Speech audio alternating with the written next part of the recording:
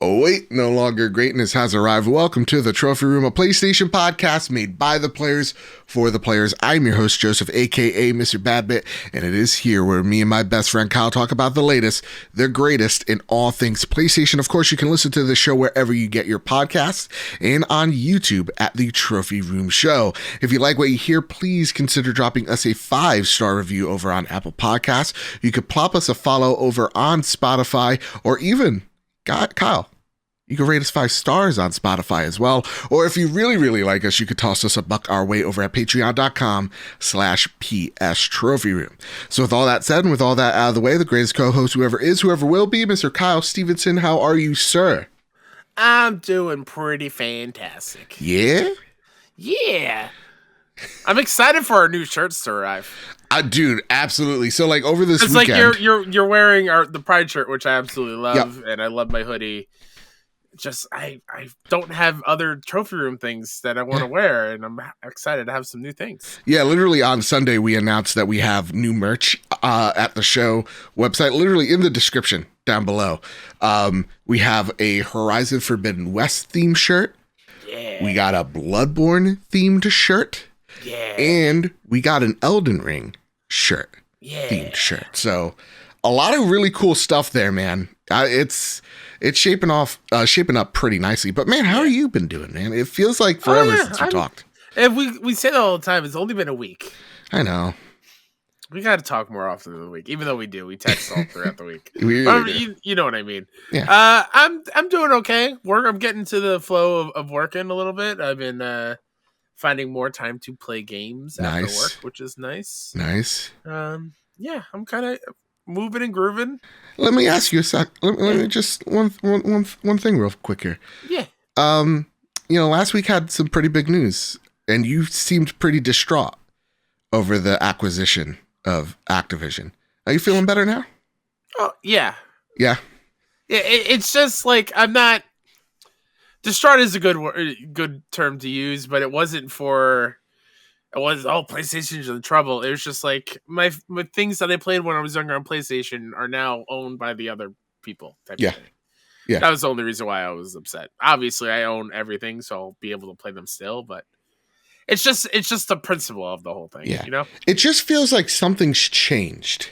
Yes. You know, and we just don't like change. Like I've dealt honestly with in sports terms, and it's not equal. Yeah, but it's like when Tom Brady went from the Patriots to the Buccaneers. Okay, like it's a change, right? Or Michael Jordan when he was a Washington Wizard for a season or two. That was weird. It's just something's off. Yeah, yeah. But honestly, like I'm still, people are not like thrilled about how optimistic I was, because I'm like, yeah, this seems like, honestly, like I'm not the biggest fan of consolidation, don't get me wrong here. Yeah. But like in terms of like how PlayStation's looking right now, I feel like there's been some PlayStation people that are like about to like walk off a cliff, and I'm really much like, no, this like guarantees that PlayStation's gonna take some creative risks, maybe bring back some IP that we love, exactly, and expand their studios. Like this is going to be awesome. They need to find an answer. That's exciting. Yeah, like that's so cool. And so for me, we're like 3 weeks away from Horizon. Come on. I know. Come on. And like I'm hearing Horizon and Witcher in the same sentence gets me excited. Oh boy, yeah. But that said, this week we do have a lot to talk about. We are going to talk about a little bit of the Horizon previews, non-spoilerish, but we are going to give you guys an out when we talk about it, because I know some people absolutely do not want to get spoiled. But today we're also going to talk about and ask the question, will Call of Duty stay on PlayStation after 2023? We're going to talk about our PlayStation Wrapped Up report card and a whole bunch of Star Wars news. It's like this podcast was made just for me.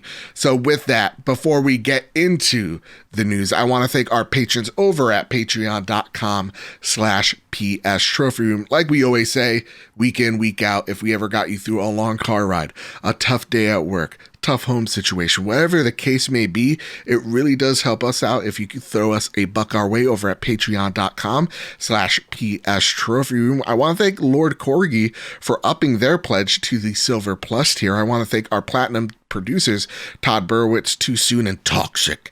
I want to thank our gold members, Spammin' Bammin', Too Soon, Gavin Gottfried, Jose Jimenez, Jedi Master Ren, Metal Kirby, Awesome Dave, Robbie Bobby Miller, Strubles and Bits, and Chaotic Monkey. I want to thank our Silver Plus members, Hide Indoors, Nakachaka, Marcus O'Neill, oh, it's just Sheree, JB the Purple Monkey, Jadis Vaughn Metal, who, just a quick stop, made us some of the coolest little like joke NFT things. Yeah, it's really, really cool. I told him, hey, we're making this joke, could you do it? And he did it, and it was on point. Go check out Jadis's stuff, link in the description. That one's Absolutely. for free, Jadis. Our other members, Tim Ulf, Justin Rodriguez, Awesome Dave, Cypher Primus, Captain Logan, Todd Roper, Brenton Zachary, Rick Arrington, Dewane Raksha, The Good Sir, Trucker Sloth, Mr. and Mrs. Nasty Boots, Drellis, Foolish Fuji, Annie Daynow, Kevin Mitchell, Kevin Diaz, The Man, and Max Vizia. And if I pronounce your name wrong, Max's wife, I apologize. Take it all out on me. Don't take it out on Kyle. Please don't. Please don't. I'm fragile. Max was like, hey, man, you haven't said my name on the show. And I was like, oh, that's because I've been pronouncing it Mannix. And he's like, no. It's like an isle. It's like an island off of the UK. And I went on YouTube. I was like, how to pronounce Max. And this robot voice taught me. So thank you. I've learned something new today. And also, please remember that my pronunciation skills are that of a toddler. It's a Joycey thing. So Joycey. That said, Kyle, thank you, everybody, our patrons out there. You really do help this show going. We're amazing. Like, spoiler alert, we're currently in the works of making a website to help boost us and help give transcripts to people that are hard of hearing. And so that's what, Patreon does. It also makes us lets us do fun stuff like, create awesome merch, which if you are a gold member, DM me ASAP what shirt you want, what size, and we're going to send you some cool stuff. So gold members are getting some shirts? Exactly. Ooh. So there's many reasons to be a patron, and I just want to thank each and every one of you. It's been terrific the last few months, so thank you. We're on the march to 100. Let's get us there. Let's do it. Kyle, it is now time to square up the news, but preface this. Oh, okay. Some people are tired about talking about Activision and talking about Xbox on this show. I've gotten dozens of emails. I need to preface this. If we're not an Xbox show. This is not the achievement hall. This is the trophy room. Oh, I should have not have been wearing a green hoodie while you're talking. No, about we're this. not. You're not making a great case for us, bud. I am. There you go. There you go. I'm holding the sacred symbols in front. Thank you. We talk about Xbox as it relates to PlayStation, and I know this makes a lot of people upset. I don't trash Xbox because there are people that listen that like Xbox, and same with Nintendo. So yeah, I know that may trigger some. I'm just sorry. I'm just not that type of podcaster. But there's a lot of other podcasts that will trash out Xbox, and I think we're one of the best ones out there because we don't do that. And again, we just love games. I know. We want to talk about them all. Yeah. So I preface, we're going to talk about a little bit more Activision stuff because the news pertains to it. I promise you it's new. I promise you that we're not going to tread over much of the same ground. All right? Take it away, Kyle. First bit of news that needs to be squared up is from Tom Ivan over at VGC. And Tom writes, Activision is reportedly committed to 3 more PlayStation Call of Duty games, including Warzone 2. According to Bloomberg, sources said to be familiar with the publisher's plans following its pending $69 billion acquisition by Xbox maker Microsoft. Prior to the announcement of Microsoft's takeover plans, Activision had already agreed to make another 3 Call of Duty games available on both PlayStation and Xbox consoles, it's claimed. These are said to be the Modern Warfare 2 from Infinity Ward later this year, a new game from Black Ops developer Treyarch next year, and Warzone 2, which is also said to be planned for a release in 2023. In its first response to Microsoft's proposed acquisition of Activision Blizzard, Sony said it expects games to remain multi-platform due to, quote, contractual agreements. We expect that Microsoft will abide by contractual agreements and continue to ensure Activision games are multi-platform, end quote, a Sony spokesman said on Thursday via Wall Street Journal. Microsoft's head of gaming also subsequently confirmed his intention to keep Call of Duty on PlayStation platforms once Microsoft's acquisition of Activision Blizzard is completed. Quote, had good calls this week with leaders at Sony, he tweeted.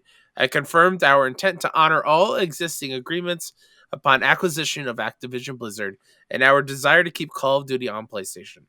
Sony is an important part of our industry and we value our relationship, end quote. So this quote right here is important. It came out as this podcast broke, so we weren't able to cover this part of the deal.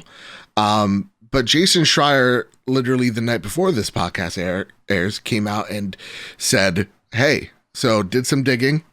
PlayStation, you have this thing, it seems like, until 2023, for sure. That's when the agreement is there.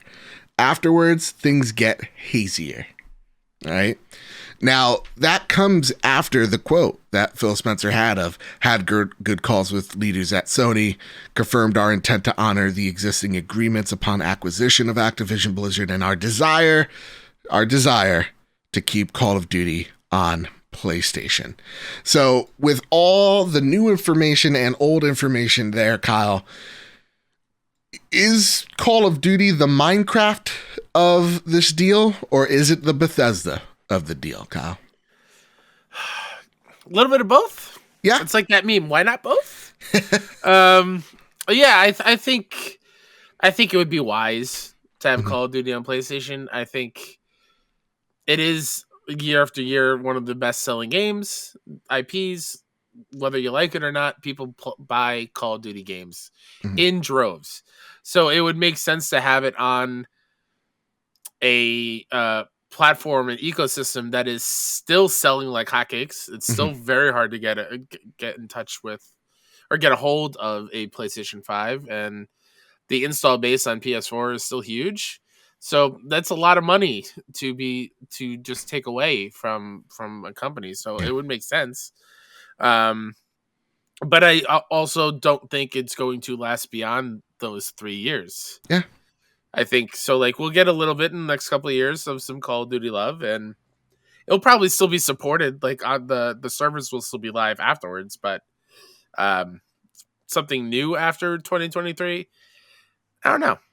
Yeah, I feel like this one could literally go either way. You could read this as going like, yeah, no, after 2023, it's Xboxes now.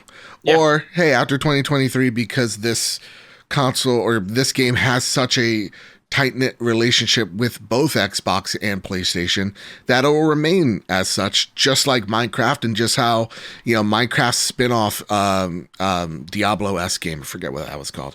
But that also came out on PlayStation as well. We're treating it as a platform so that everybody gets in, and yeah, Microsoft gets to kind of, get the benefits of all the money that Call of Duty creates. Not to mention that the bulk of the Call of Duty community is on PlayStation, and by the time it's 2023 or 2024, that audience is going to probably remain on PlayStation because of the contractual agreements by Activision. So by just turning off the faucet and then turning on the Microsoft one, you might make that fan base upset. And that's the one thing that that's the only thing I think that probably keeps Xbox from turning it off this generation. That being said, though, the rumors of Call of Duty going off annual and giving it a break to breathe does then lend credence to it's on Xbox now. So yeah. I've heard both sides. It really can go absolutely either way, but yeah. I'm in the camp of like, honestly, Warzone 2 is coming out. I feel like that is the more popular Call of Duty platform anyway. So if Warzone 2 comes out and we have that, then I think it stays that way. And I think the things that will change and why Xbox has a desire to is that, like, rumor has it, PlayStation gives a cut of Activision, of PSN, PlayStation Plus to Activision, and the dumb crossplay that PlayStation has enabled Microsoft's going to probably be able to push back on that a little bit more, and maybe PlayStation takes away those barriers to crossplay, and that will benefit everybody. Yeah, so that's true. I think there's some hidden stuff that we're not absolutely, we don't absolutely know the full story of that. If those things maybe push or pull, I think Call of Duty may stay.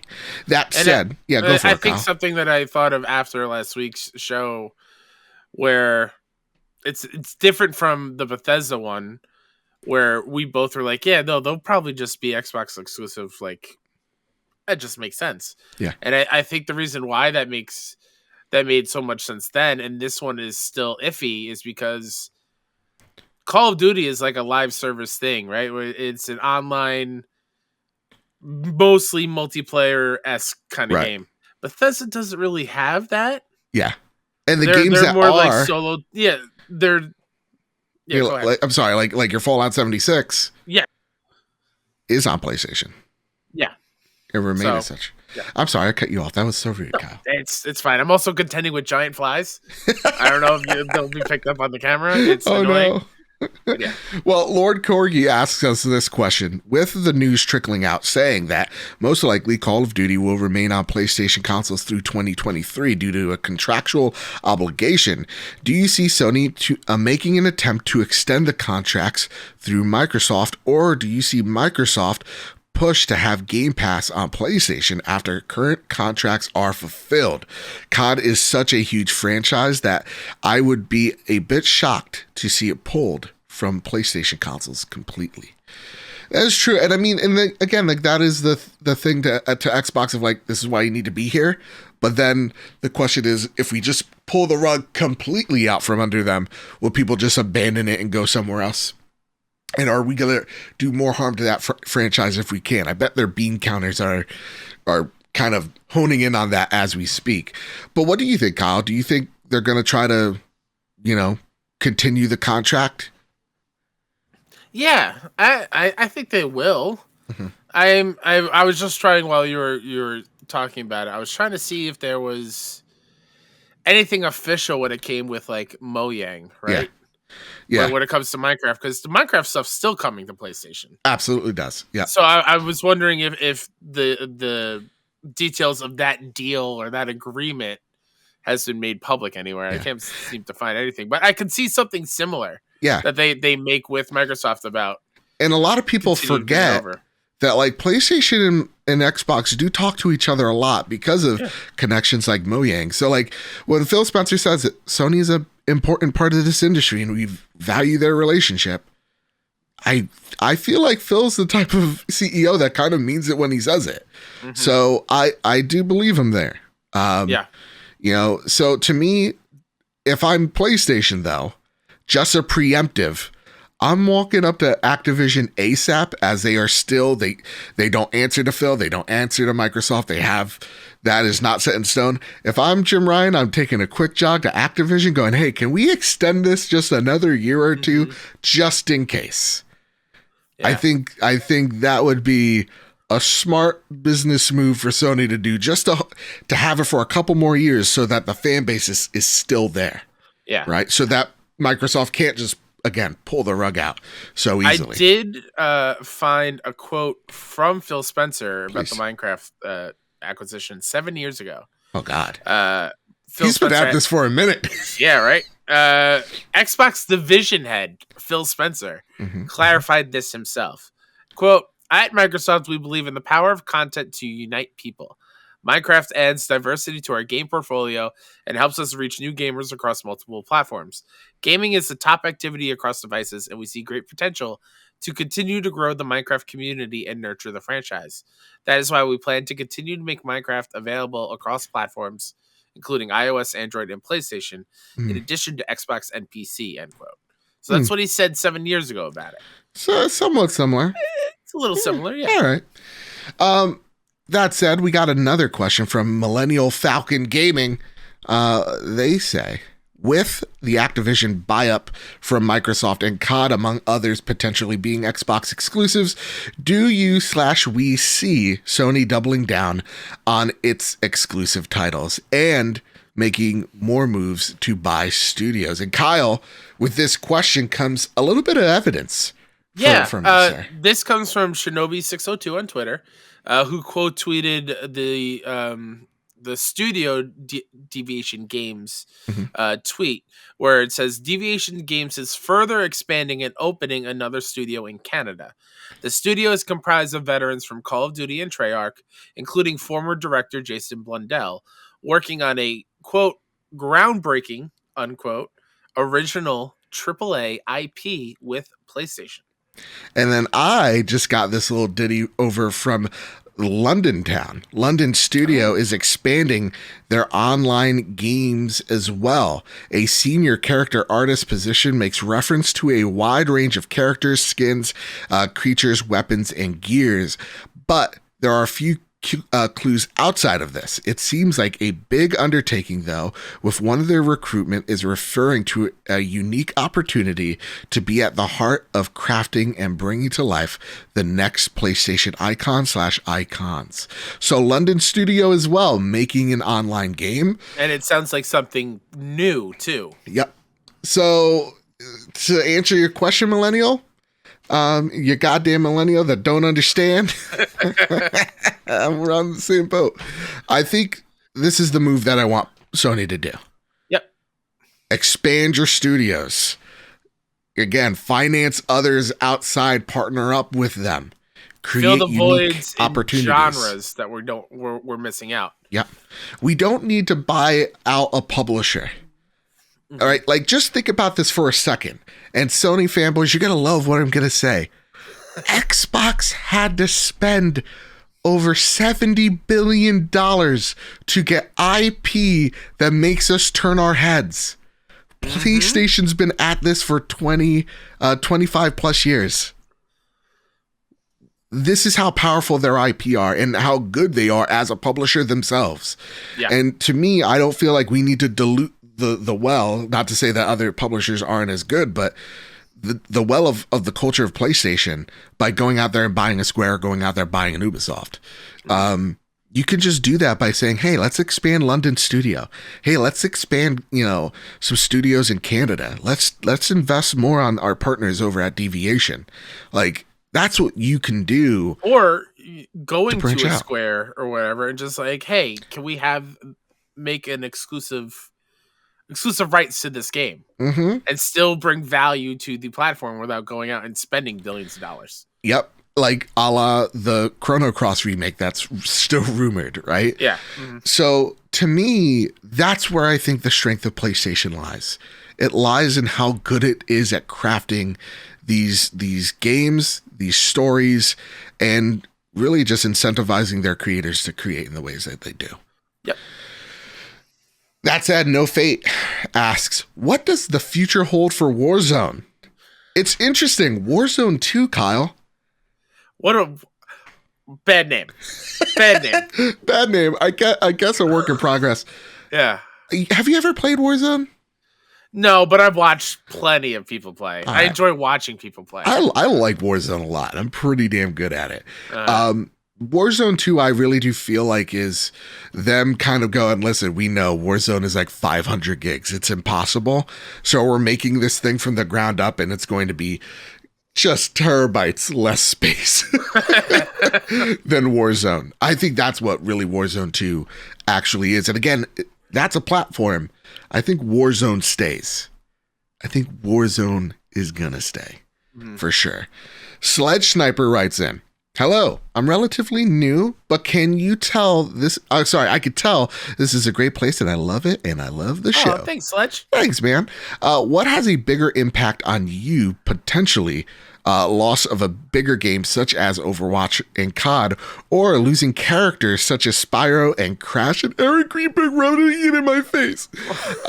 Personally, I don't think the prior will be exclusive because the amount of people who will only play them on PlayStation greatly outweighs those who would buy an Xbox just to play them.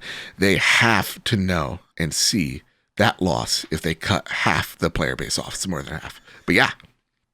So I think you know my answer to this question. It's the character.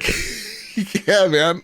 that is to me is I feel like the biggest loss, because I mean, logically and calmly speaking on it, Yes. which I'm trying to after I just downed a Mountain Dew, it's surging Yeah. inside of me. Yeah. We just read two studios that was working with PlayStation Mm-hmm. crafting some new multiplayer things. Yeah. So they're kind of already trying to fill that gap, but there's no way you can fill the gap of losing two iconic characters Fair. on your platform. I feel like that is a way bigger of an undertaking Mm-hmm. of trying to replace the weight of characters, even though I can already hear it. I hear the comment being typed that they weren't really doing much with those characters anyway. Right. But just the thought of having them under that umbrella Yeah. is a loss, and a major one. It's kind of like seeing your ex with someone else and you know they're happier. Yes, absolutely it is. So like, yeah, Spyro and Crash, it's a special type of hurt and it's a special type of pain. It's kind of like also like Iron Man at the end of Civil War. It's like, my father made that shield. You don't deserve it. That's what it's like. It's like Naughty Dog made Crash. They made it, not you, you know? So to me, I think that's like, that's a special type of pain point. But you're right. I think realistically, COD is the biggest loss. I think actually, I think we talked about this last episode, but like the game that needs cross-platform is Overwatch, because that community is not doing great. And I think you need more players to it more than anything. All right, last question on this topic, and then we're done, I promise. Drellish, question to Joe and Kyle. In May 2021, Sony announced that they are working on 25 new titles, half of them being brand new IPs. I don't know why I had to yell there. Could the Activision deal motivate Sony to relook some of their relationships? CD Projekt Red comes to mind in their potential to build an MMO. Does Sony need an MMO-style game that they could bundle with Spartacus? I don't know if anyone wants to go to CD Projekt Red currently. Yeah. But I feel, isn't that MMO game Final Fantasy 14? Or let's think about this. Guerrilla is working on a multiplayer game. You know, I'm on, humble brag, the road to Horizon Forbidden West with our good friend Kevin Diaz over at PlayStation Source. And, you know, we were talking about this potential MMO that they're trying to make in the Horizon universe. It's the first one they wanted to try to get co-op in there, right? Exactly. So again, like, what if you're making a Monster Hunter-esque game in the Horizon universe with your buddies, with your pals? That would excite me. That'd be cool. So I think this is I think you need to, if you're making this service Spartacus, have the most value possible of, like, if you're a PlayStation Plus member, you play this game for free. Yeah, I think that helps a tremendous deal. And that excites me. Again, it's like them utilizing their IP with their studios, making and crafting really special stuff. So I like this. This really excites me. That said, that's it. That's all we have to say on the matter. I want to know what y'all think down below. All right, this is a little YouTube trick to help the algorithm. Let me know if you think COD's going, staying, why or why not. Because you know as much as I do, and your reasons may make more sense than mine. So go for it. Kyle, let's talk about this. This one, I feel like this portion's just all me yapping. It really is. I'm so excited. Rebecca Smith over at PS Lifestyle writes, 3 Star Wars games in development at EA, but Battlefront 3 isn't one of them. EA may not have exclusivity over the Star Wars license anymore, but that isn't stopping them creating several games set in that universe. The publisher has announced there are a total of 3 Star Wars games in development, although DICE is not one of those studios, and Star Wars Battlefront 3 is not one of those games. In fact, Respawn is the studio leading development and production of all 3 projects. EA has confirmed Respawn is currently working on the next game in the action-adventure Star Wars Jedi franchise. Game director Stig Asmussen is in charge of the upcoming title. Other details weren't revealed today, and we don't even know if it will be called Star Wars Jedi Fallen Order 2, as many fans are expecting. Rumors suggest a full reveal for the game could happen on May 4th, ahead of its potential release in Q4 2022. The second game is also in development at Respawn. This time, Peter Hirschman is the game director on a, quote, all new Star Wars first-person shooter game, end quote. Hirschman has quite a pedigree in Star Wars games, as he was executive producer on the original Star Wars Battlefront titles. Work has only just begun on this title. Finally, the third title is a strategy in development at a new studio called Bit Reactor. The studio was founded by Greg Forst, who was previously art director at Firaxis and has worked on games like XCOM 2, XCOM Enemy Unknown, and the Civilization franchise. So Star Wars Battlefront 3 isn't in any of EA's plans for now. Earlier reports suggest the pitch for the game was turned down due to licensing costs, and DICE is now busy trying to turn around the fortunes of beleaguered shooter Battlefield 2042. Star Wars, look at this Qui-Gon Jinn 1-to-1 replica. Star Wars, look at Joseph. Seeing at the corner of my eye, you trying to force push me away? Oh no, I was force grabbing the lightsaber. Oh, okay. I thought you towards the camera were trying to push me away. But you see this? I got this for my birthday. It's 1-to-1 Qui-Gon lightsaber. Cool. Yeah, it's from the movies. That's super cool. I love this news. I love Star Wars more than I love most things in this world, and that's not sad to admit whatsoever. Let's just start this off. Jedi Master Ren writes, and of course I'd add your name first. Of course I would, Ren. Holy nerf herder. That's our word. We just got 3 new Star Wars games announced. What are your thoughts on what you want to see from a new FPS or strategy game in the Star Wars universe? I'm not a huge fan of strategy. However, I am looking forward to a Republic Commando style story for a first-person shooter title. I just hope they focus on the story more than the multiplayer element. By God. Kyle, I don't know if you know this. I'm a huge Republic Commando stan. I know this of you, yeah. They're awesome. They are now also officially part of the lore. You could see them in Bad Batch, their units. So this does all sorts of things for me. I'd be remiss to say they wouldn't reboot, Republic Commando, simply because there was a remaster. I know, oh gosh, the people that are making the Old Republic game remade it, and their names escapes me for a sec. I'll look that up. Yeah, please. But yeah, Republic Commando is the first game that pops in my head, and knowing that they wanted to make another first-person shooter stylish and cool really also gets me thinking, what if this is like a Mandalorian game where you're jumping using jetpacks, you're using, customized blasters to kind of like fight in the arena. Aspire, there you go. So yeah, that's what I would want in a Star Wars first person shooter. Make it completely tactical, Mando, right? Yeah, because I mean, if you're using elements of Titanfall, I think that works perfectly. Again, like running on walls and like doing the cool old jetpack stuff. I think that screams Mandalorian or like a jump trooper for sure. Yeah. What about the strategy one?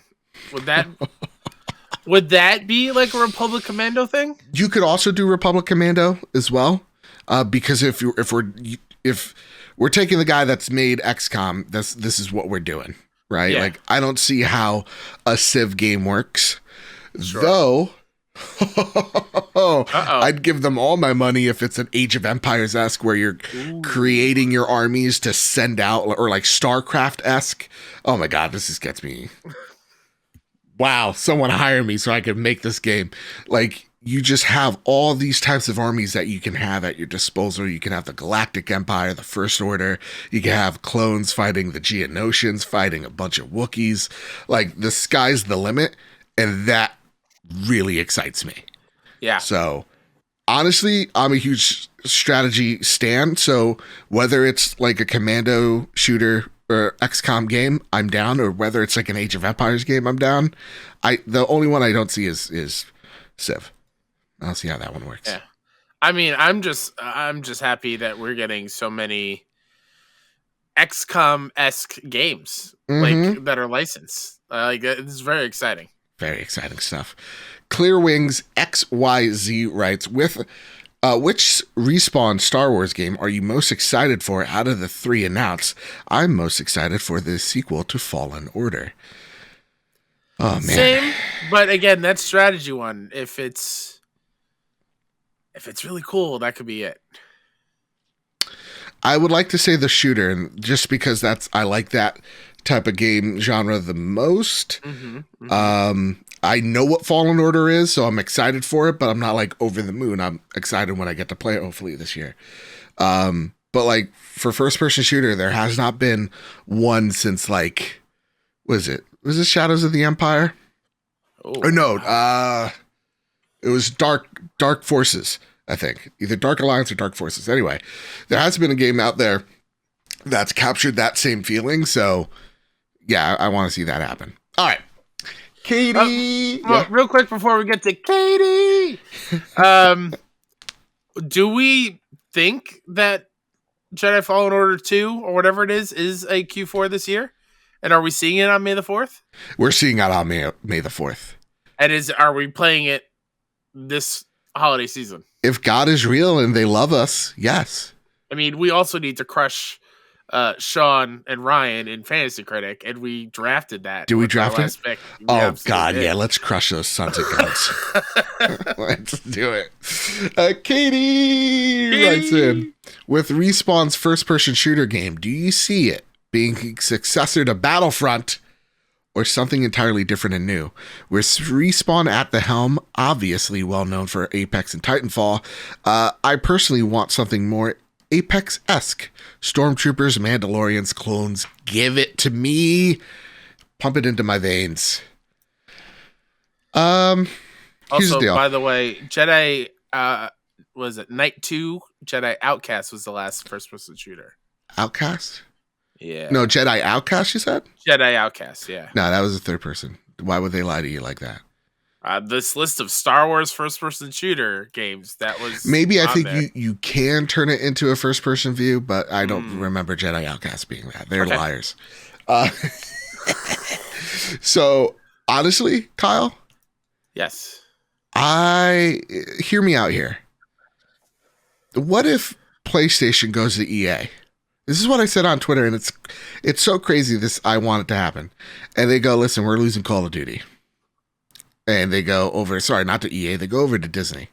They go, listen, look at how well we treated you with Spider-Man and Spider-Man Miles Morales. Look at this Wolverine. Look at my boy. Yeah. Yeah. Give us Battlefront. Ooh. And that's our exclusive. Ooh. Kyle, all they would have to do, and they just go, here's some, I know the name's not fitting now, but this was the studio before handling it. Give it a pandemic game devs. Mm-hmm. Put them at the helm. Craft me the real Battlefront 3. Ooh. Yeah. Pretty cool. Yeah. I know. Or. Hey, anyone at Guerrilla still good at first-person shooters? Hey, you guys made Killzone. Yeah. Just saying. What if we gave you Star Wars? That would be nuts. Because, like, when I'm thinking of this game, I think Apex, is its own, so you can't do anything with it in that way. Mm-hmm. I actually think, because it's Respawn and they got their roots in Medal of Honor, you can make a Medal of Honor, put a skin on it, and it's Star Wars, and it works. Sure. So that's what Is it? Do you think a Star Wars Apex, like Katie was saying, game, could that work? Where? Oh yeah. Different bounty hunters you play as? Full stop. Overwatch clone. Heroes of all kinds. You get your Darth Vaders, your Boba Fett's. You got your Mandos in there. You Just got give your me Rays. IG-88.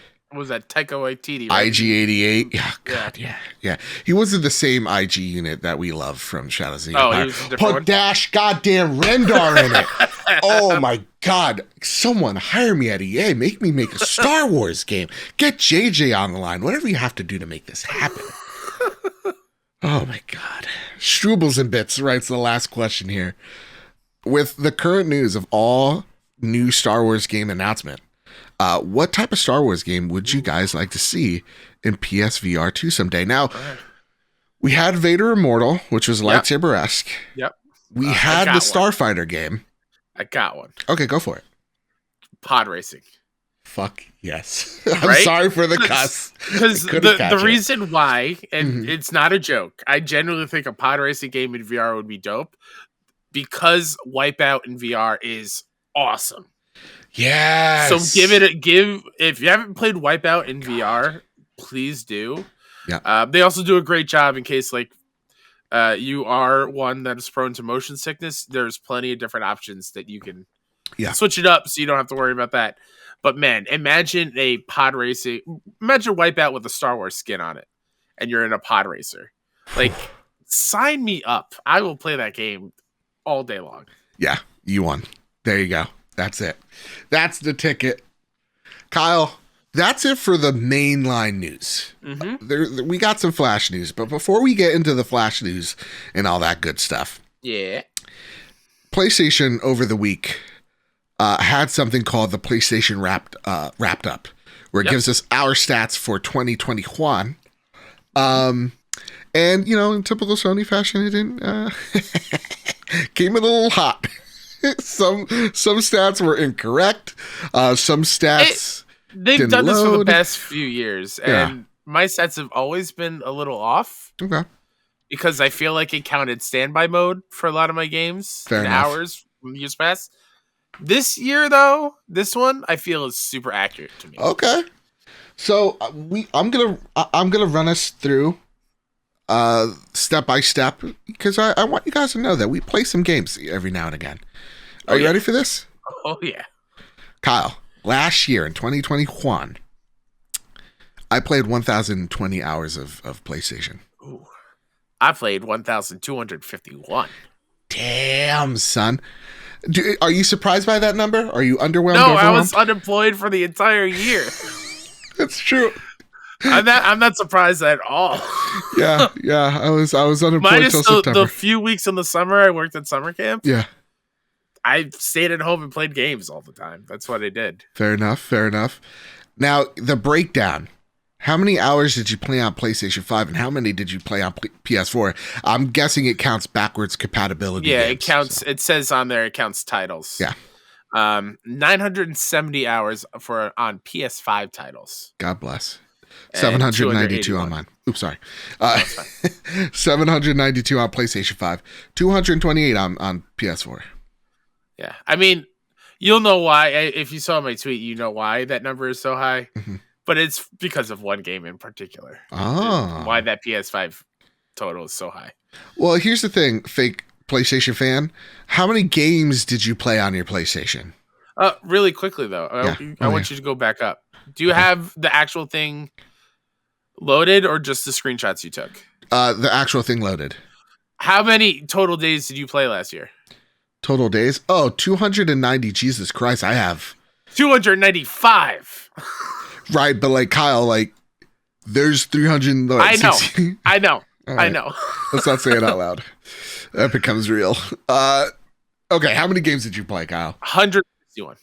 Wow, you kicked my ass. I played. It counts the cheap platinums though. Oh, okay. So it doesn't really count, Kyle.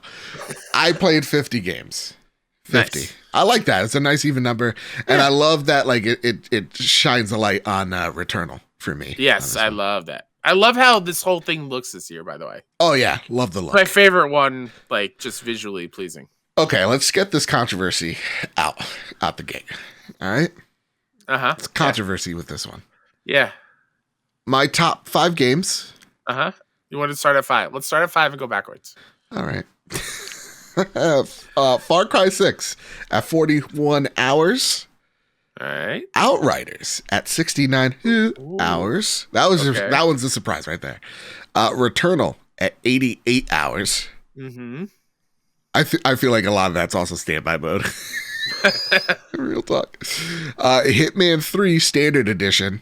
This was the one I thought was going to be at number 1 at 119 hours on Hitman 3. Boy. Play Hitman 3. Yeah. And then at number 1, Fortnite. At 179 hours. I'll take no further questions. Okay. All right. It doesn't shock me. I'm surprised because I don't remember. You're a Fortnite boy. I'm proud of it. But I don't remember playing that much Fortnite last year. How much did you play when you got the Kratos skin, and then Master Chief skin. Oh, that is true. You probably played a bunch with those when you bought them. Aloy skin, absolutely. Yeah. Spider-Man's in it, so I ran and bought Spider-Man, and then I got 7 Victory Royales in a row. Exactly. Those add up. Yeah. It's true. My number 5 was Marvel's Spider-Man. It says Game of the Year edition, but it's remastered. Yeah. 34 hours. Number 4, a little known indie called Bloodborne.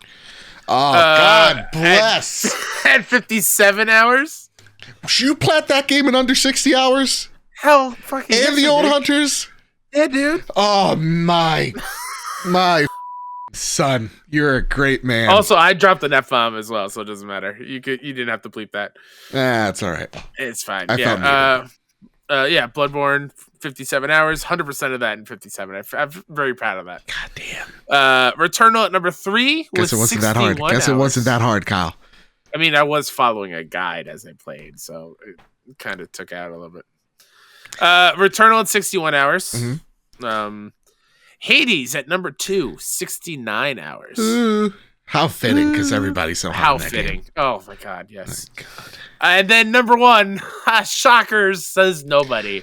MLB The Show, 21, PS5, for a total 496 hours. Jesus. That might include some standby time.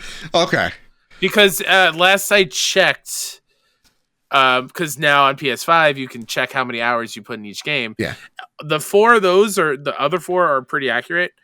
MLB The Show was around 180. Okay.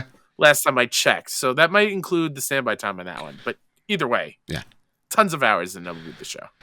How many trophies did you pick up this year, Kyle? I really want to know this one. We're the goddamn trophy room. It better be high. Oh, Joe. All right, good. It's so high as it was loading in the number. It's not on the same line anymore. The ones digit had to go down one, and it's all weird. That's awesome.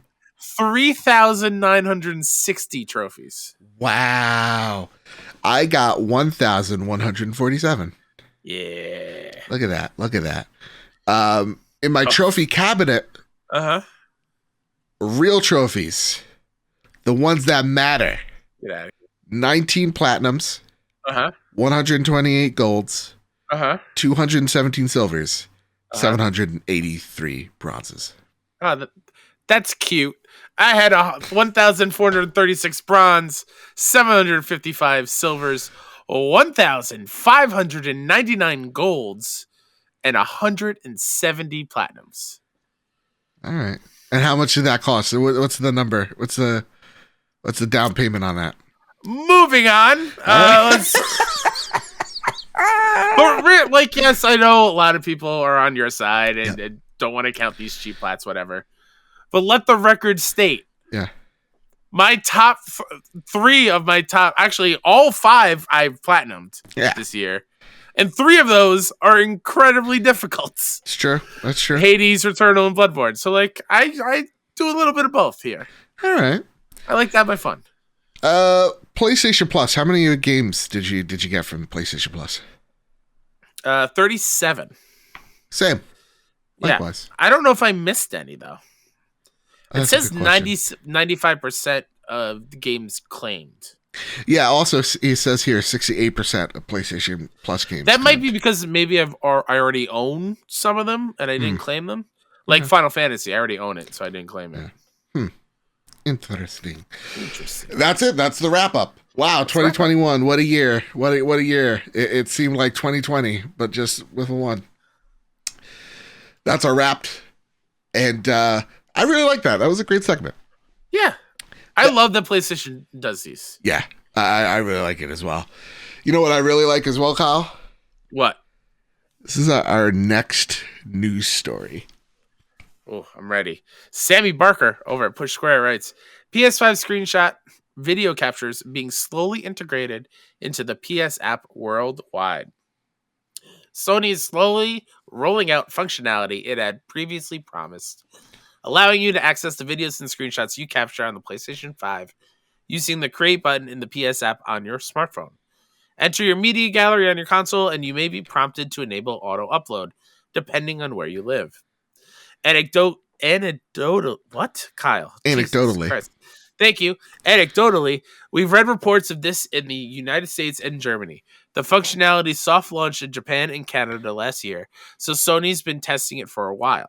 Once set up, all your screenshots and videos of up to 3 minutes will be uploaded and accessible within the PS app for up to 14 days. Nice. That means that you'll no longer need to upload them to Twitter or other social networks in order to download them to your phone, which is a positive improvement. Yeah, I had to use the PlayStation tracker. I'd message them my photos, or if it was a video, I'd message it the video and then have to go into the phone recorder app to then record that. So needless to say, this makes it a whole lot easier. This is great. Yeah, I like that it's not everything. It's only the past 14 days. So you're not just burdened with so much. It's just the most recent stuff. Yeah, I'm sure if it was everything, it'd be very slow to load. Yeah. Yeah. So I really like this. Have you tried the feature out yet, Kyle? No, I have not. Didn't get the message pop up on my PlayStation either, saying that was a thing. When you go into the media section, that's when it pops up. Oh, okay. Yeah. Okay. And so I know there's some people haven't gotten it yet. Some of them are just dirty Android users. So yeah, that's probably, I joke, Android users, you're fine. Rate us on Spotify 5 stars. Anyway, but yeah, that's probably it. And just in time for Horizon 2, which is great. So good, because I'm going to be capturing all the things. Yeah. And again, this is a much needed thing to an app that's already fantastic, which goes to show when PlayStation wants to do something good, they can do something good. Everything is going to be great. Flash news. Flash. This is a great one. Eshko 815 writes, Horizon Forbidden West hype check. Hey guys, can we get a hype check for Horizon? Nothing against it, but I just don't want everyone making this out to be like pre-launch Cyberpunk, where everyone was losing their minds. I'm glad you're checking in on us, Ash. But as I'm stumbling to say what I maximum capacity. Yeah, it everything's about the burst, because it's not that this game just came out of nowhere, and I'm still like, it's still like a fresh love, like puppy love kind of situation. I've been excited for this for years now. Yeah, like I've been wanting to play a sequel to Horizon so bad. Yeah, and knowing that it's a few weeks away is so damn exciting. I can't wait. Not to take anything away from Jonathan Dornbush's IGN, if you want to look at it, breakdown of what to expect, because I know a lot of people are like, hey, can we just skip this part? So I'm with you. I don't want to tell it to you. Yeah, if you're interested, I haven't looked into it at all. Go into IGN, but I've seen a lot of people on Twitter, and I'm right there with you, going like, they're throwing Horizon and Witcher in the same conversation, which is wild. And so that gets me excited. And it seems like with the pre-launch stuff that they've had their hands on, this isn't like a Cyberpunk situation where they just showed us things to be excited. They're actually giving us the controllers for 4+ hours and playing it. So I'm excited, but also, Ash, I think you're right here, bud. Game still isn't officially gold yet. Little concerning. I get it. Yeah. All right. Do you think, Joe, just really quick, just please. because you said that and I had a thought pop in my head and I died a little inside. What if they push it back a week? A week, Joe. I don't even want to think about it. With Elden Ring. Same day. Rumor has it, next state of play. The rumored state of play for February is next week. Rumor. Or at least the announcement of a state of play. The announcement. They say, I want to give this person credit. I'm so sorry. I think his name's Rob Sabero. You texted it to me, so I'm going to look it up. Yeah, please. But they stated they're a PlayStation leaker. Next week, February 1st. Roberto Serrano. Totally wrong what I thought. Thank you, Roberto. They said February 1st is the announcement, and then 2 days afterwards is the state of play. That's where long-rumored Chrono Cross Remaster will be revealed. I just want to let everybody know that if there is a State of Play next week, please know that there will be one early version of the trophy room, probably on the 1st or 2nd of February, and then our State of Play reactions on February 3rd. I will guarantee that I'll be streaming the event because Kyle has work, but afterwards, Kyle and I will sit down, give our thoughts on it, and that will be up the day after. So fingers are crossed that it's like at 6 p.m. Eastern, so I can make it home in time. Fingers crossed. Fingers crossed. Interesting to note. Yeah. I just want to throw this out there. I go to the tweet that you texted me, and Roberto got this news from a Twitter user. It's also on a Game Rant article. I click on the Twitter user, and it says this account doesn't exist. So I don't know if this is good news, all right, or are we being duped? Roberto's duping us. It could be. Now, Roberto also said that they had an invitation for Gran Turismo 7. Don't know why I had that accent. That's offensive somewhere. Place the accent and get offended by it, everybody. But that event that was supposed to be today was delayed. So another rumor has it, Gran Turismo may be delayed. Okay. Don't know when, but just brace yourselves, and I'll prepare to be shocked. Crytek has announced or confirmed that Crysis... Oh, sorry, what? One. No, I got it. No, you missed one. The Chrono Cross? Oh, you said that? Oh, yeah. I'm sorry. I was. Yeah, you were looking up Roberto's name for me. Okay. Crytek has confirmed that Crysis 4 is in development. Clap hands. Hopefully it's as good as Crysis 2, because everybody knows Crysis 2 was the best. And Joe was really nasty in that multiplayer. Jesus Christ. Elden Ring has gone gold, and Kyle hates From Software fans. I didn't see that when I looked through the doc. How dare you? Yeah. Listen, I don't hate all From Software fans. Okay. Context, IGN did an article about how From was saying that they're trying to make this game less stressful. Meaning not at all about difficulty or whatever. And me making the mistake of looking at the replies to that tweet and just seeing what I expected from hardcore fans of that genre, of being very dismissive of people that were excited about this news.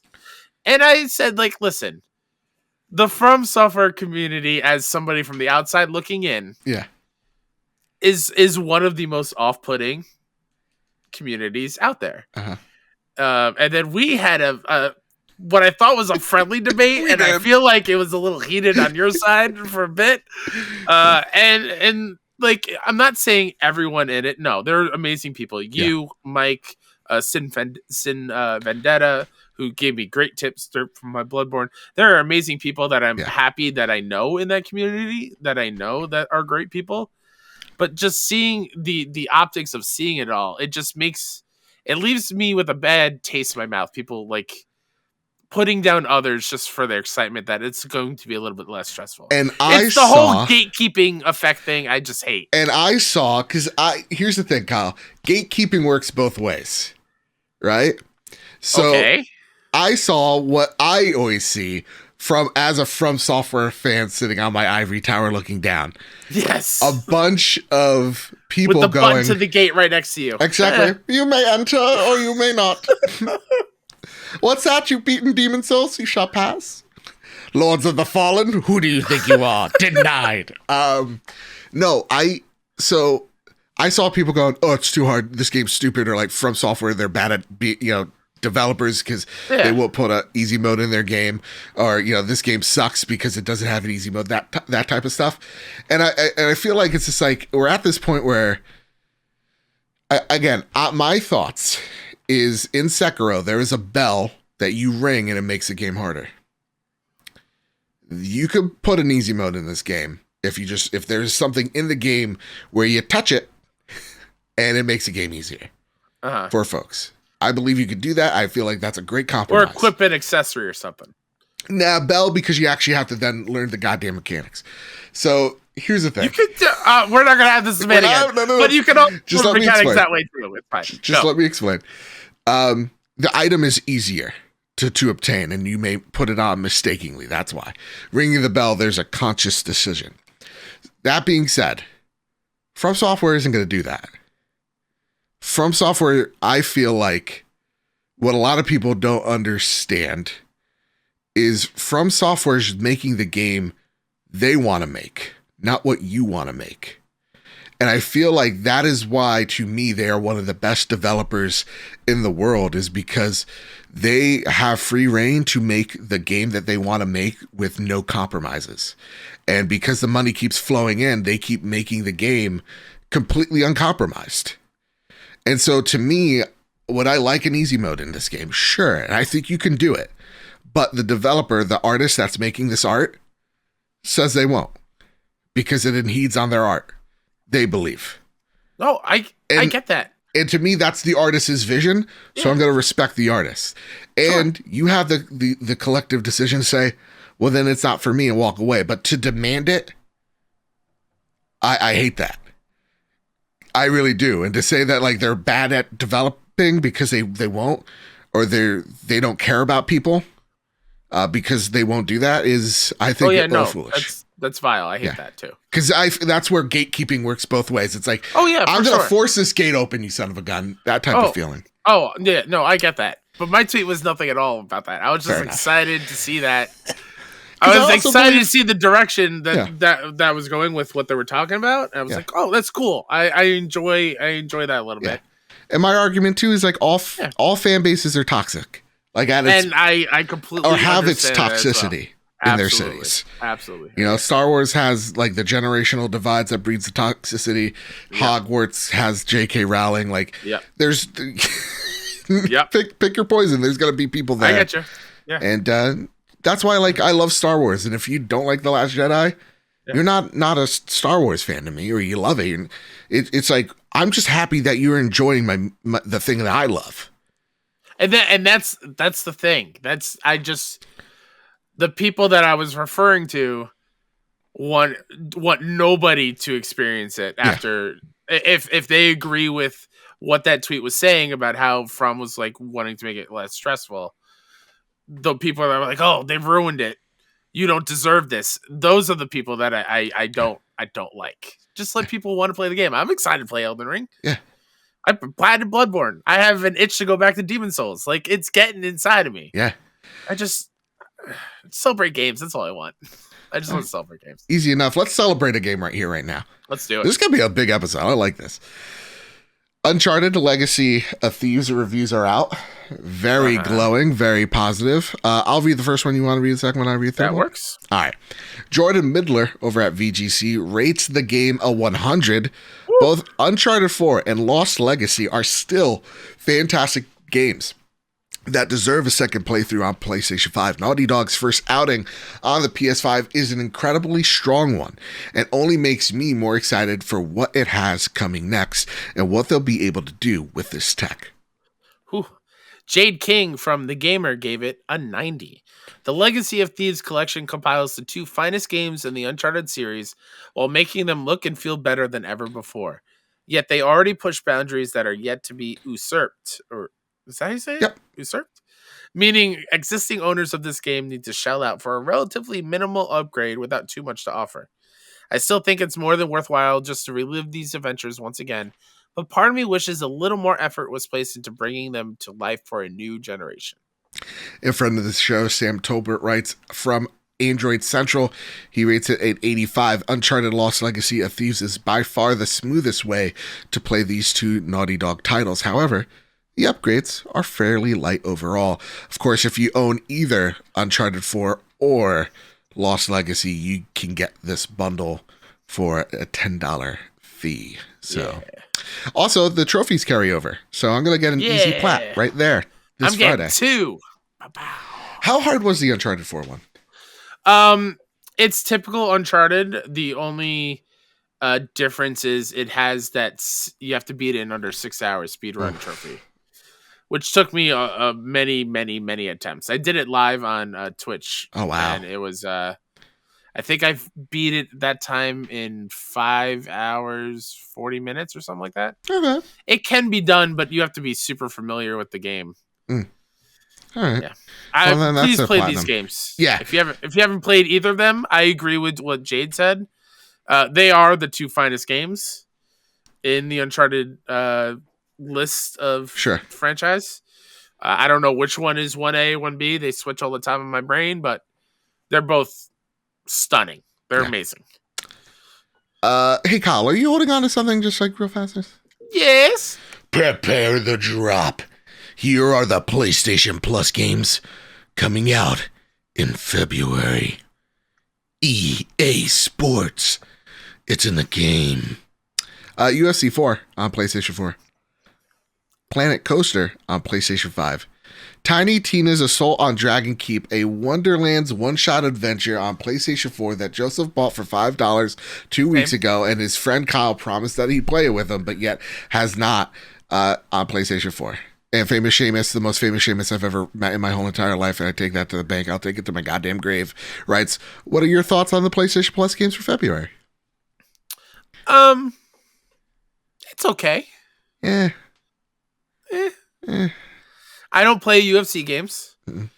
Roller Coaster Tycoon like games like Planet Coaster it's not my thing, but I'll download it and like mess around a little bit. If it's an easy plat.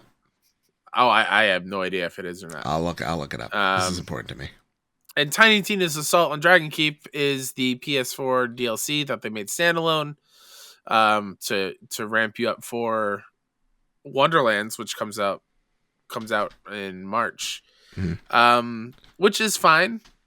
It's just it's hard to go back to at that time it was PS3 era controls or whatnot. Like the shooting was on the L1R1, which is a little weird. But yeah, I'm happy that it's being available for people to try because it is probably one of my favorite pieces of Borderlands. Nice. is that one shot. And as far as me not playing with you, Joe, I fall asleep at like 6:37. I'm so tired. It's not on purpose. All right. So I guess I'll never play the game. Yeah, and that has been the drop this week. Before we get into the Sony Pony Easy Express. Plat. Is it Easy Plat? No, it's a 7 out of 10. Ooh. You can avoid it. It's a little bit too much work. Kyle, there's a little part of the show I'd like to call What You've Been Playing. I've been playing, of note, one game that I really want to talk about, and we were provided a code for. That is the Artful Escape. Ooh. Came out last year on the platform that shall not be named. Because when I do, people yell at me. And it finally released on PlayStation 4, PS5. The cool thing about it is if you get it on PlayStation 5, the PlayStation 4 version comes along with it. Oh, sweet. This is a 4-hour game, an incredibly easy platinum, so you can get 2 plats for the price of 1. And let me tell you something about the Artful Escape. First off, made by Johnny Galvatron, the creative director. And my goodness, this game is exactly what I feel like I needed in this point in time. Because this week I was feeling a little bit of imposter syndrome. I was feeling a little down on my luck. And that's what the Artful Escape really shines a light on. Sure is, yeah. It's about a kid who has a famous family member, and they feel like they've been overshadowed their whole life, that they live in the shadow of this famous, almost Bob Dylan-like character, and that they feel like society's put a pressure on them to fulfill that famous family member. Like, you're a folk musician, or your uncle was, that means you have to be as well. And it really talks about creating your own path and defining who you are and not letting other people define you. It's a really great story. I really loved the cast. The main character, Francis Vendetti, voiced by Michael Johnson, was fantastic. He sold the role every step of the way. And the legend himself, Carl Weathers, so as good Lightman. in this game. Fantastic. And you had even Lena Headey in there. She's Cersei. great. Mark I don't know how Strong. far. Have you beaten it yet? I've beaten it. It's only 4 hours long. Okay. And it's not very challenging. So, like, what this game really is a very light platformer. What it's putting in the forefront is not the platforming elements. It's really just taking you on a journey And so it's a lot of it's just like you're just holding down on the left thumb pad or the right thumb pad, jumping here or there, and you're just kind of looking at it visually through the journey it's shining light on. So like you have a guitar and you're just playing the guitar and just holding down the square button as you're just seeing these beautiful visuals pass by you. They could be far out space like Star Wars disco tech vibes to like snowy tundras to like this artsy fartsy desert palacey vibe. All just really focus on telling you the story.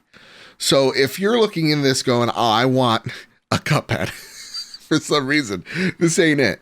This is really just a very chill journey that I really loved, Kyle. I love that you're digging it. I played it last year on the other console system. Yeah, I can say it because they're not mad at you apparently. Xbox. I enjoyed the story. I enjoyed the performances. I enjoyed the artistic take on everything. And yeah, I also felt that imposter syndrome thing and felt that through the story and connected to that character. I personally just had a problem with the moment to moment gameplay. That's fair. I wanted a little bit more out of the platforming and a little bit more out of the cool guitar minigame thing that you do at certain points. Yeah. I just wanted a little bit more. It's just a little too simple for me. But you're right. It is all about the journey and about him finding himself. Yeah. And finding what he truly wants to do with his music career. And I really feel like at the end of that journey, it is really you or your character. Absolutely. And you really take ownership of them. Yep. Yeah, there's little, like Simon Says parts that's super forgiving as well. I'm with you there. Maybe the platforming could have been a little bit more intricate, but my thought is like, that's not the game they're making. Absolutely. Right? Yes. Yep. It is really just here kind of like an interactive story. Yeah. And the one thing I need to shout out is the music is incredible. It really is. The guitar riffs are just really freaking good. I wanted a little bit more variety of like when you're traversing the worlds and holding down square. To me, I felt like it was the same guitar riff over and over and over again. Okay. I wanted a little bit more variety, world to world a little bit, but yeah, it's still pretty fantastic. Yeah. Retails at $19.99. I recommend it. Yeah. Absolutely. And if you're like, well, maybe I want more of a platformer, definitely put this thing at least on your wish list. Because I think this is a really special and special at game. 4 hours, I think it's well worth playing. But yeah, just have a good time with it. Yeah, and that's what it is to me, man. Yeah. Kyle, what's the game you've been playing this week? Have you been? A little bit more of Nobody Saves the World. Okay. Really enjoying my time. But I've been playing something that I can't talk about yet. So. Ooh, Kyle. I also am playing something I'm not allowed to talk about. I know. Next week. Right? Is it next week? Oh, man. Whatever the embargoes lift. I don't know, but it's wild. Let me tell you something. And Awesome Dave, you've won this war. You've won it. All right? If the voice of Star-Lord says banger is an acceptable word, Joe, I'm so excited. I February. can't wait to talk to you after this, man. Whew. What a banger of a month it's going to be. Oh, hell yeah, man. Hell yes. Before we get into the Sony Pony Express, the month of February, we will have review coverage on every single major release in the month of February, and some cool indie ones as well. So be on the lookout, because this month's going to be huge. We're going to have some cool special guests breaking down their experiences as well as ours to you. So yeah, February, man, going to be a stellar month. Let's wrap up the show with a few questions from our audience. We call it the Sony Pony Express. Yeah! And Johnson writes in, you sound a little bit like Mr. Hanky, the Christmas Spoon. Hi, bro, Kyle. N. Johnson writes, "Hey everybody, this is more of a question to look for the future. With February being a huge month for AAA games being released, do you think there are any titles that will stand out in sales? For more dialogue, I was looking at throwing Pokemon Legends, which getting huge reviews. What a shocker! Let's be real. Did we have that? Did we have that in our fantasy league? No, we did. Did they have it? No, I don't think they did. Oh, cowards. The cowards couldn't even do it. Okay. Since it's being released at the end of January, no doubt in my mind, Pokemon is going to be like probably the top selling game. Oh, yeah. Do most Pokemon games do really well? Like, did the last remakes do well on the charts? Great question. And for that, let's enter the Nintendo Nook, a Nintendo podcast within a PlayStation podcast, where that Miyamoto tweet. You almost said queef, didn't you? I almost did. You did it, not me. The tweet lasts the test of time, and we love Iwata so much we have a tattoo of him in memoriam. Sorry, say that question to it again, but this time in Nintendo Nook. Oh, do Pokemon games usually sell really well, like the last remakes? I talked to Doug Bowser, and they said, and he said, and I quote, wait, hold on a minute. I'm not hearing any working going on. Doug Bowser said, yes, the last Pokemon game sold pretty well. We're here to make fun. And Metroid Dread is a return to.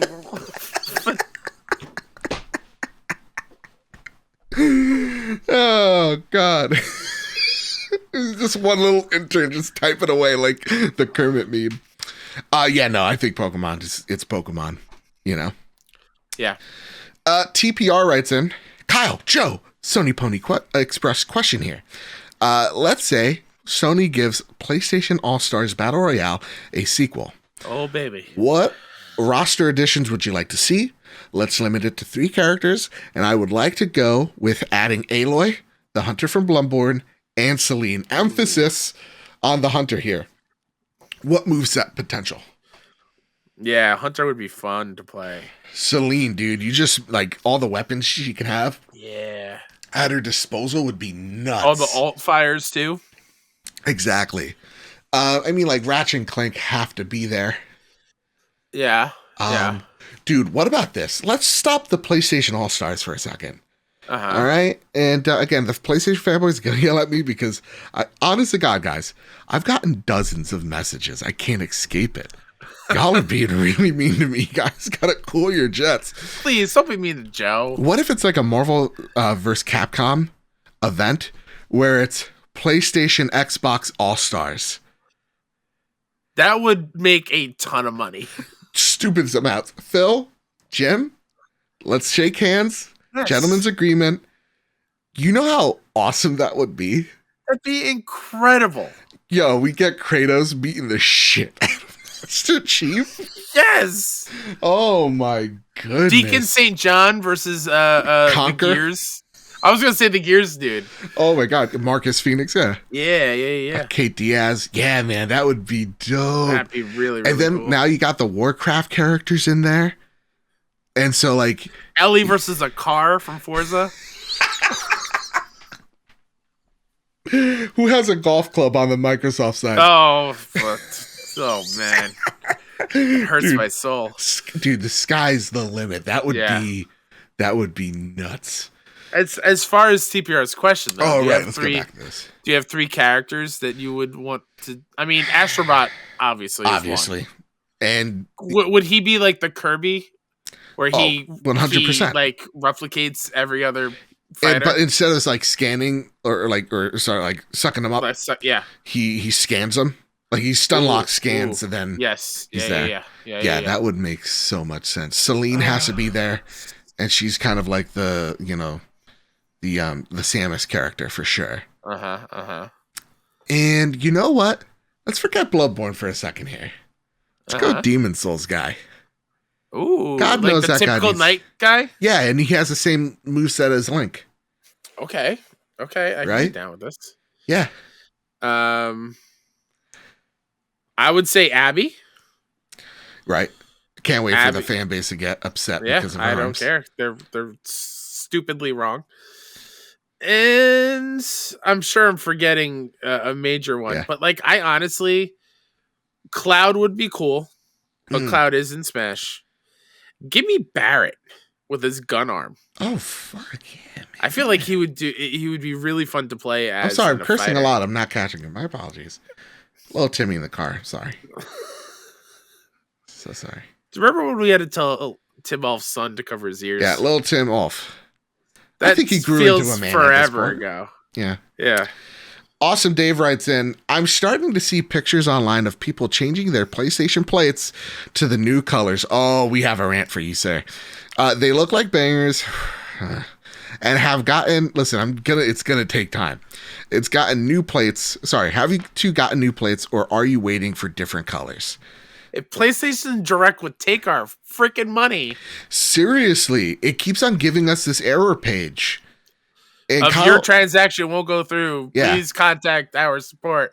And I do, and they say, hey, go buy them somewhere else. I can't buy the purple DualSense anywhere else. I know, it's only available there. Why won't you let me buy it? God. Not yet, goodness. Dave. Yeah. But as far as the covers go, I do want to wait for the blue and pink ones. Mm-hmm. So I can do one side blue, one side pink. Yeah. But I just want those controllers. I have the blue and pink one pre-order through Amazon. Okay. But I won't get them till February 3rd, and I'm very impatient. I know other people have them. I just want them in my hands. So one thing I want. Yeah, I want the blue and I want the purple. Give it to me ASAP. All right, Yuna writes in, I love this question. I love Yuna. She's great. She seems like a fun time. Listen to this.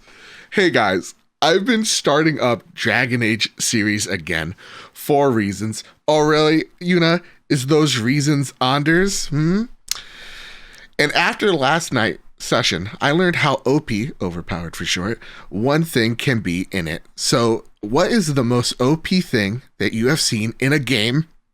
And is it something that you abuse or ignore? Also, Joe, an intervention is in the works for you after having Fortnite as your most played game. Listen, I can't help it, all right? And no, you can't get out of it. Damn it, I just tried. And I might get one of my Anders addiction right. Meow. What is an OP thing? An OP thing. You know what feels OP, Kyle? Yeah. I forget the weapon name in Bloodborne, but it's in the Old Hunters DLC. It's like the wig wheel or something like that. Oh, yeah. Logarius wheel? Yeah, there you go. That thing is so much fun. Because, like, it's literally a wheel where you spin it, right? You put it on a big giant stick, and you hold R2, and it literally bashes the enemy down. And while they're down on the ground, the wheel starts spinning with the spikes, and it kind of like runs them over. And the L2 is like a poke that just pushes enemies back, so you can kind of do like a lawnmower thing against them. That seems pretty OP, but it's a lot of fun. The one that comes to my mind first and foremost, and we've said it multiple times on the show. Yeah, the Hollow Seeker in Returnal. Yeah. Especially if you get it with the portal turrets, it is unstoppable. Yeah, I once I found that, like, I didn't try any other guns really. Like that was my go-to. I feel that way as well when it comes to like roguelike games. If I find something that I'm very good at and is overpowering, especially with different skills and stuff, I just don't switch. Hades as well. Right, like once I unlocked those fists, I was like, nope, that's what I'm using.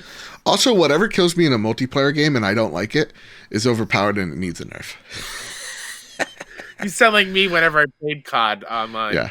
Yeah. If anybody's walking around with the M16, what did they use? All right, I'm gonna use it. Wait, it's not good. Oh, it's me. I'm the bad one. Oh, okay. Oh, I'll go put this down.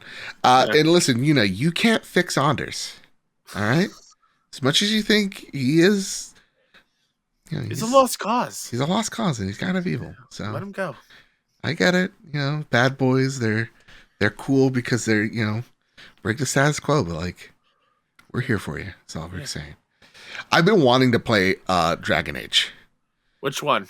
The first one, Origins. Is it on PlayStation now? I don't know. Let me see. Why even bother? It's not going to keep my save like it didn't for God of War 1 or 2. Why do I want to get hurt again? I am legitimately thinking about getting just a PS3 to play like Dragon Age and stuff like that. Because I'm a little pissed off that I didn't get to play Origins. Like I played Dragon Age 2, and I actually really liked 2. I'd die on that hill. There was like a sexy pirate lady, I think, and I was in love with her, I think. And like Honors was in there, and then I played a bit of Inquisition, and I forget why I didn't click with it, but the online portion I clicked with. That's a game I feel like I would want to give a try as well, because I hear really great things about it. Inquisition I played for a while, and I never finished that game. Mm-hmm. That is one that I always download and have it there, and then never go to it. Fair enough. Because I feel like knowing just how long of a time commitment that will be, kind of like pushes me away a little bit. Really quickly though, I went on PS Now just to see if Dragon Age is on there. I saw a game that I talked about in the past. Fury Unleashed is on PlayStation Now. Oh, play that game, please. That is a roguelike, like comic book kind of like shooter thing. Mm-hmm. It's very good. Please play that game. All right, here's the list. Let's see. Just Dragon Age on here. Dragon Age is not on PS Now. All right. So sorry. Disappointed. I think I am gonna get like, because like a backwards compatible PS3 is too expensive, but I think like the Super Slim may be inexpensive enough that I think I'm gonna give that one a whirl. And I want a collection of PS3 games that I've missed out on. And I think Dragon Age is one of those games. Cool. And maybe like the original Demon Souls just to see. Oh, boy. I know. Oh, boy. But I want to see it. I want to see it. Love of God. That said, gang, that's it. That's been the trophy room this week. What? Kyle, can I just say it? And I know we usually save this for the post show. Yeah. I loved this week. Yeah. This is a great episode. I feel alive and invigorated. Before we go, though, Kyle, is there anything you'd like to spotlight? Sure. I'll spotlight one last thing before I get into my spiel. Okay. We're 5 days away, Joe, from that Bloodborne demake. PS1 demake game. Wow. Yeah. January 31st. Excited for that. You can find me at Mr. K-Step on Twitter and pretty much everywhere. Go follow 61indie on Twitter, as well as SIXONEINDIE.com, where we cover indie games and podcasts, written reviews. We just got accepted for OpenCritic, so all our reviews there will add to the OpenCritic score, which is super exciting. That's really awesome, dude. Congrats. It's really, really cool. Yeah, the writing team has been killing it, and I'm happy that they were in that place. Could you just let me in on one thing? Is it how do they decide? Do you know? Of who gets to be on OpenCritic? Yeah, I personally do not because I didn't submit. But yeah, super exciting, and we also have a really cool sad boy esports shirt that we just came out with. Right. But instead of esports, it's (Mo) sports. I like it. And it's just a sad gamers only on the back. It's very cool. Don't be sad. I like be that. Happy. And likewise, our merch store is up, and we have some incredibly awesome themed shirts. Shout out to Adam Leonard for making. Honestly, God, the Elden Ring one is nuts. Oh, it's the Horizon one is insane. And the Bloodborne one is going to stay there forever because I love it. I can't wait for like other game-inspired ones as well in the future.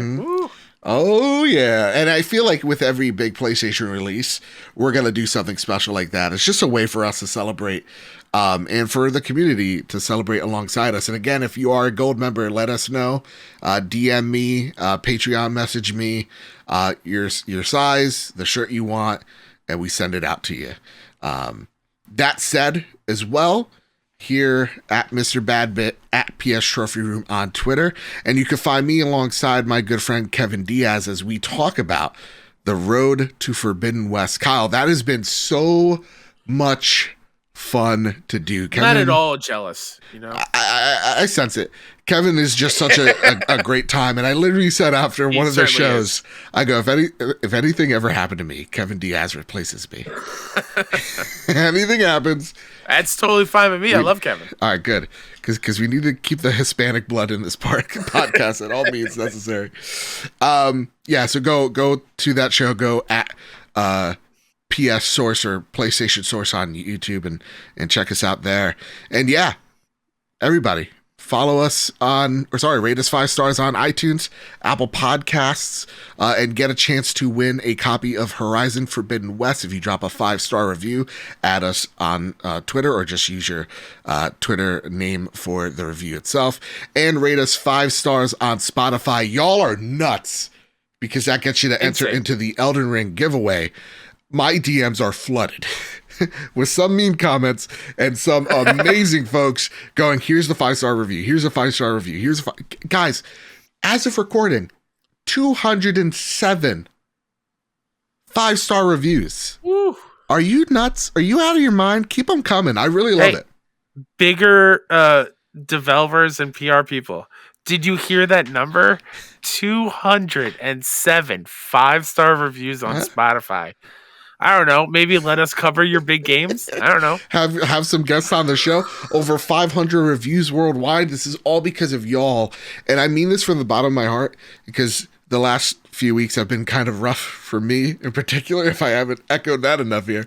When I see a 5-star review, it makes me feel so much better, because it feels like I've actually made a positive impact on someone. And when I hear all the compliments being thrown our way of like, you make me like laugh at my car dying, or I've learned something from this, or there was a good one today where make the trip to the dentist more enjoyable. Yeah, like, that's pretty cool. Yeah. I like that. Graham, you son of a gun. Photoshopping my faces onto horses. I see what you're doing here.